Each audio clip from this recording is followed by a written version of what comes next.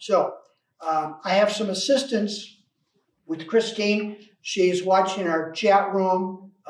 There's probably 20, 25 participants participating via chat. So I'm prepared to take a few questions from them, and we'll see how it goes from there. So our first question is, earlier you referenced making a difference in our community, and they would like to know how you plan to do that. That's a good question. Thank you.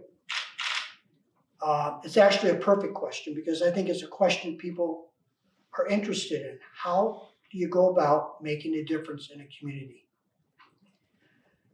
I believe working in a collaborative manner with council, staff, and citizens is an essential ingredient. But what are they working on? What we ought to be working on is creating a picture, a vision of what Loveland could and should look like 5 years out, 10 years out, 15 years out. What is that picture that we're working towards? What is that vision, that goal that we are guiding our city towards?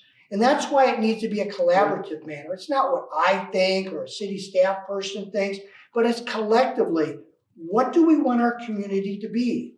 I like to use the expression of becoming. What are we becoming as a city? And that takes conversation, that takes discussing hard issues, but it takes doing so together and not doing so in vacuums. Often organizations focus way too much on the past, and they're stuck in the past. It's always yes, but, or they're making decisions based on the past, or they're configuring their organizations based on the past. I think what we need to do is constantly working on creating a picture that draws people in and encourages them to move forward for the right reasons. For reasons that people choose to live here, for reasons that people choose to have their children educated here, and for reasons that they locate their businesses here. I call it intentional clarity. I think that's what the city, many times, like organizations, is missing, and that's how I think I can make a difference, by bringing that type of thinking and perspective to the city. All right, and we have one other question. Now, this participant would like to know, it's only January and the election is months away. They're curious as to why the campaign is being started so early. Thanks for bringing that up, and I can assure you it's not because Boyd Lake is frozen and I can't go fishing. Now, that might be a good excuse in June, but right now, that's not an excuse. I can assure you it's not because of that. But I'll be there. That's one of my favorite de-stressors when the ice is off. People have asked that. Even my spouse has asked me that. My daughter said, Dad, Papa, what are you doing? I mean, why don't you wait until August, like when she helped me run for city council in 2015? And it's more fun to go door to door in August than it is in January. Do I have to go door to door in January? And I assured her, no, you don't have to go door to door in January. Timing doesn't look good. We just got out of a horrible, ugly campaign season. And we're going through a transition. So why would people even care about an election that's not going to happen until November? Then you have to be out of your mind. I don't think so. Because I think over this last year, people have come to realize that elections are important. There are consequences to elections. And one of the greatest challenges that voters face is who to vote for.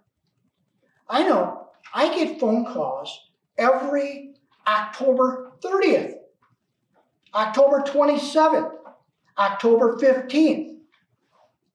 Every year, that's an election year. And they have the same question. Don, who do I vote for? You're involved in politics. I don't know who this person is. I see they got an R or a D, but I don't know what they stand for. I don't know who they are. What are you going to do? See, what I want to avoid is that question next October when the ballots are mailed out around the middle of the month. I want citizens to have 41 weeks 41 weeks in order to answer this question, or to provide them, better yet, the opportunity that they can answer this question. I want people to have plenty of time to get to know me, Don Overcash. What I believe, how I live my life, how I make decisions, what I stand for. A lot of people might know about me, and that's great, but I want to give them time to truly get to know me as a person.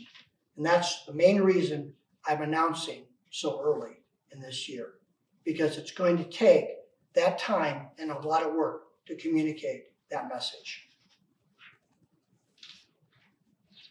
Thank you, Any Councilman. others? We have another question. We have, let's see. It seems as though it takes council forever to discuss an item. Then the decision is made in minutes. What does your decision process look like? Wow, somebody's watching council meetings besides Max and city staff. So thanks for whoever said that question. Thanks for caring and taking the time to ask that question. I know I have some people who will let me know they're on their third bowl of popcorn around 10 o'clock on city council night, and I'm getting pretty hungry about that time. But I think it's an honest question. It seems as though it takes forever with all the discussion that goes on at council, and then the decision's made in a matter of seconds.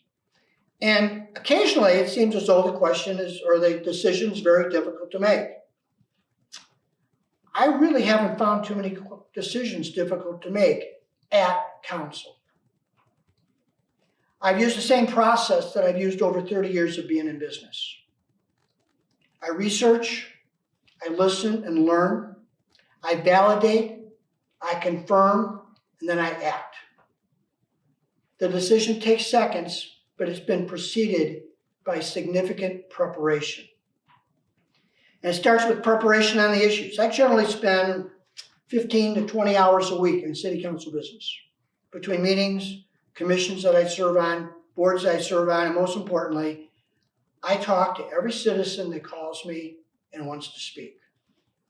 When I go to lunch, there's certain places I go to lunch where I know I'm going to be engaging in conversation. And when I need to have a business meeting and stay focused on what I need to do, I have to go to someplace else for lunch. But I intentionally look for opportunities to listen and discuss with citizens.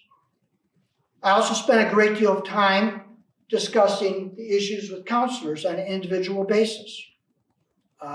It's a good thing we get 3 minutes on cell phones right now, because it'd be pretty expensive otherwise. A question to discuss with staff well in advance of the meeting.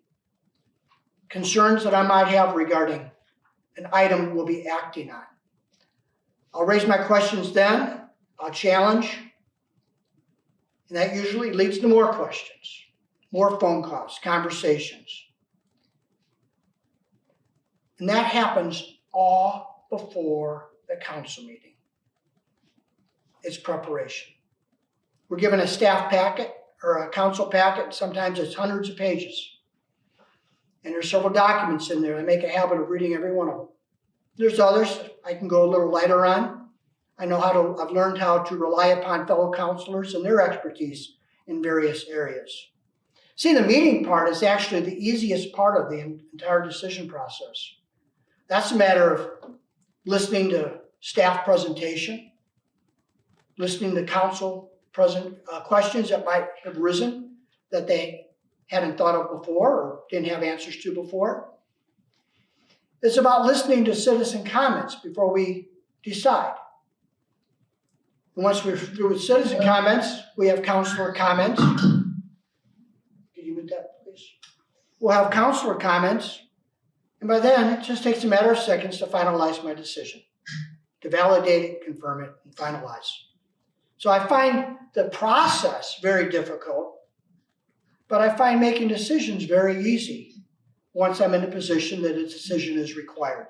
Until then, just looking, just trying to understand, just trying to learn.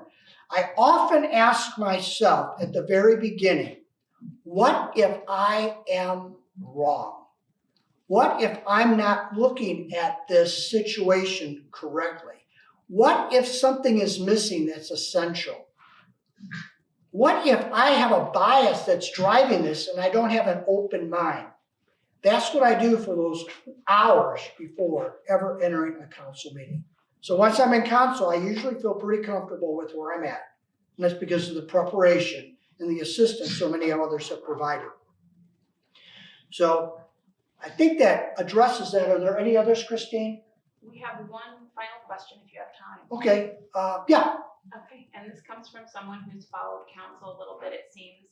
And they said, council is contentious, sometimes even personal, and they would like to know, what do you think, or why do you think you can be a uniting force? Okay, I think I heard it correctly there. We had a little background noise, but I think we're good. Fair question. And I don't want to overpromise. I don't know if that's possible. It's possible, but it might not be possible. But what I can say to the issue is that I believe it's a leadership issue on all of our councilors' parts. But I will accept responsibility for my part to play in this. See, leadership is working with others on a team in order to make good things happen. It's not about living in the past. It's not about living in fear. It's about being able to look forward, as I mentioned earlier, of where are we heading, what's important. Being able to work together is not about being able to make a point, but about the intent of making a difference.